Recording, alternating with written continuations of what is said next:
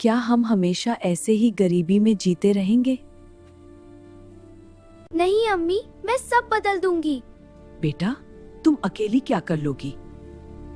मैं अकेली नहीं हूँ, अल्लाह मेरे साथ है। बेटी, मेरी बीमारी ने तुम्हें रोक दिया। अब्बू, आप मेरी हिम्मत हो, रुकावट नहीं। आयशा, पढ़ाई छोड़ दो, हमें पैसों की जरूरत है। अम्मी, मैं काम भी करूंगी और पढ़ाई भी। तुम थक जाओगी बेटा। अम्मी, मैं थकान से नहीं, हार मानने से डर लगता है। देखो इसे, सपने देख रही है। मैं साबित करके दिखाऊंगी।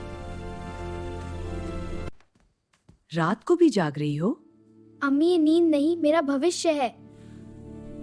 आयशा, तुमने पूरे जिले में टॉप किया। सच? ये सब मेरी अम्मी की दुआ है। बेटा, तुमने कर दिखाया। अम्मी, अभी तो शुरुआत है।